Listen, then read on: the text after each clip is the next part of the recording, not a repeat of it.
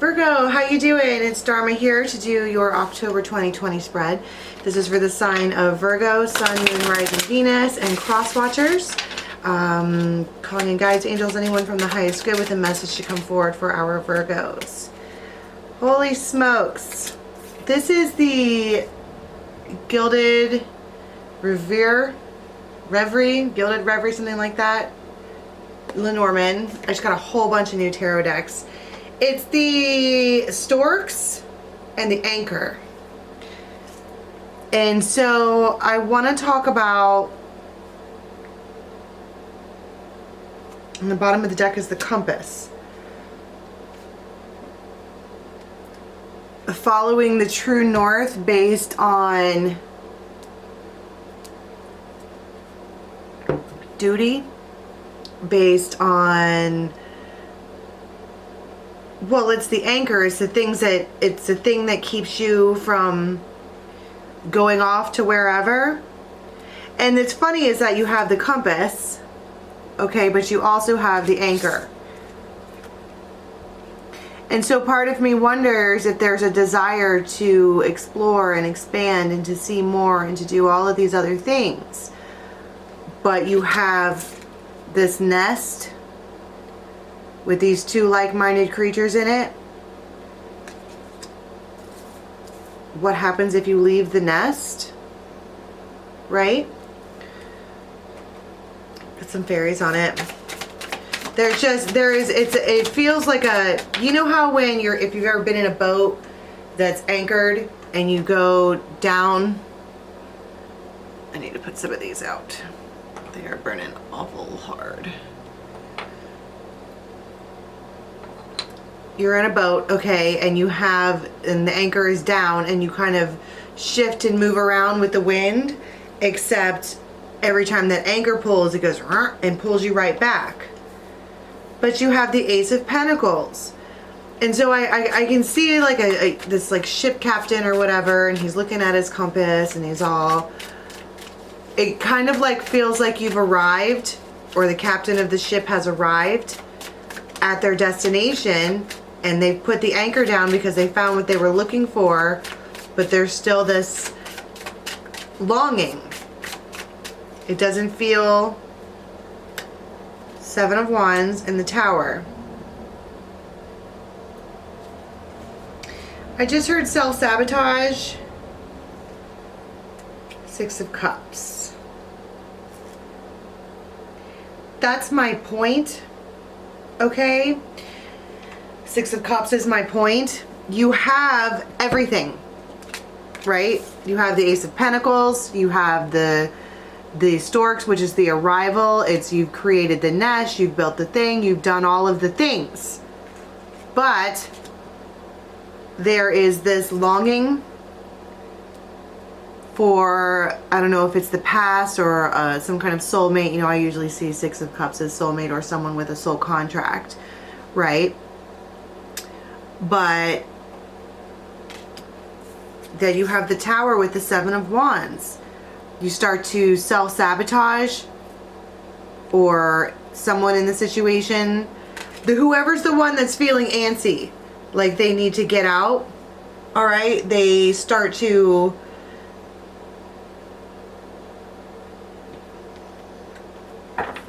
just pick at you, pick at them, whatever. This is the Silver Era Tarot. I love all these new decks. They just start to, do you know what I'm saying? Like, I can't put words on it, but when somebody like intentionally ruins something. Eight of Wands, Nine of Wands, the Devil, and the Wheel of Fortune. Stop right there. You haven't entirely healed yet, right? Nine of Wands. These cards are beautiful. There's still karma to be paid. There's still an attachment. That's what I'm saying. You try to go and then the anchor pulls you back. And then you try to go and then the anchor pulls you back. And it's because you have the Eight of Wands, which is fast movement, and the Wheel of Fortune. It might be moving too fast for you. That's what I'm saying. It's like you pull up, Your compass led you right to this particular place. You drop anchor, you get out, everything is great, and then all of a sudden, boom, you have a nest and an Ace of Pentacles, and that's that. No more traveling, no more exploring, no more journeying, no more whatever, because there's a longing for something else. The Queen of Pentacles and the Knight of Wands. Somebody that that longing thing, the soul contract, the person who you have, quote, soul contract with, is now single.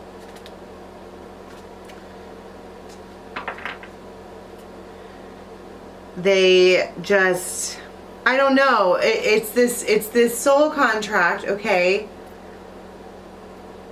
Somewhere out there, they just reappear, and it almost feels unfair.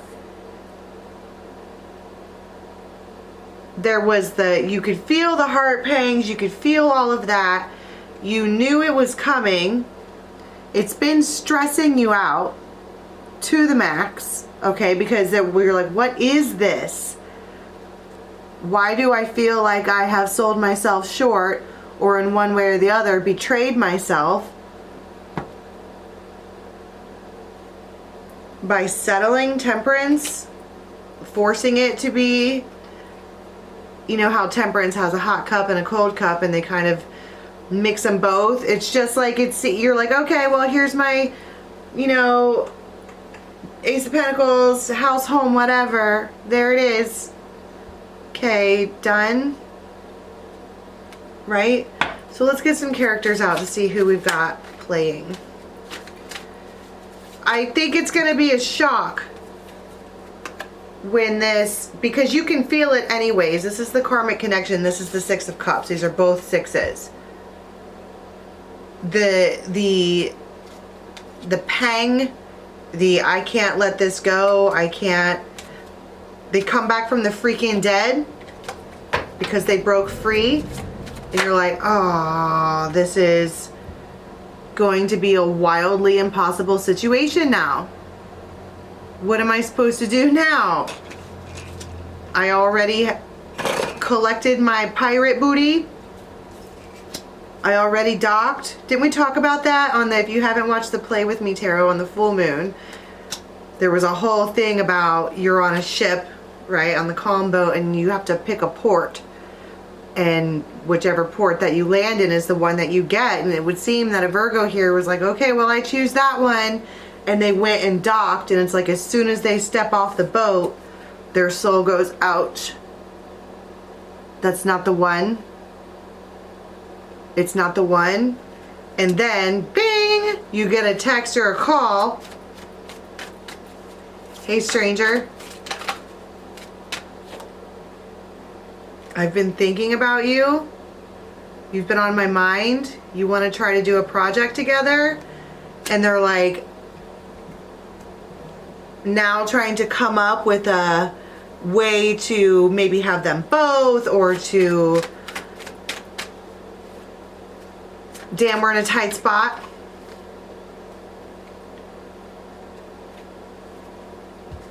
And then you have Arvel the Parrot and Nalise the Alchemist. I mean, Nalise is the one who, if you're singing somewhere out there, she's the one that would hear. And it's like whoever you were singing this out there to, dreaming about, daydreaming about, feeling this, pining this, whatever, Nalise the Alchemist went and told them in a dream or in whatever. They just woke up with a knowing that they needed to reach out to you, being called to them like a piper.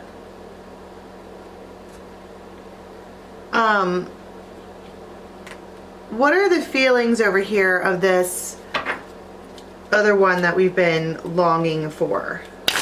Like, why are we longing? If it's true love, then they would have already been there anyways. This is the Mystic Moon Oracle.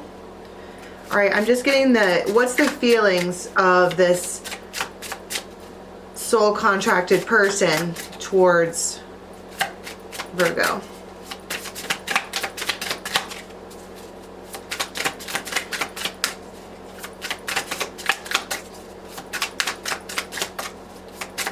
I heard stand by. I'm sorry I couldn't follow through with my promises.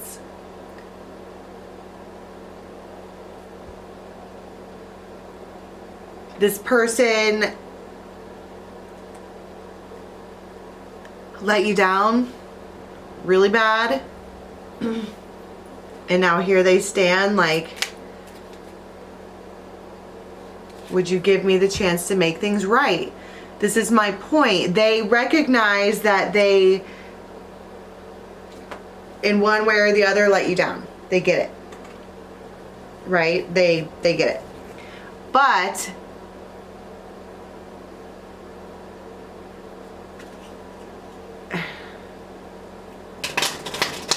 it's terrible timing. It is absolutely terrible timing for that. I just snorted. It's terrible timing for them to come back. Hey, stranger. And you're like, fuck. I have already picked a port. Now what? Okay, so let's go to the extended and see. I want to unpack this all. I want to find out why this hanging here is so hard. The heartstrings, pulling on your heartstrings. I also want to see what they say when they come back, because we also have this self-inflicted tower moment on purpose that we came up with in order to try to get to reconnect with this person. Okay, so if you're interested in the extended, the link for that is in the box below. It's going to take you over to Vimeo. It's a great platform over there. I am not currently doing private readings. All the info you need is in the box below, and don't forget to follow the story on Instagram. Okay, till next time, bye.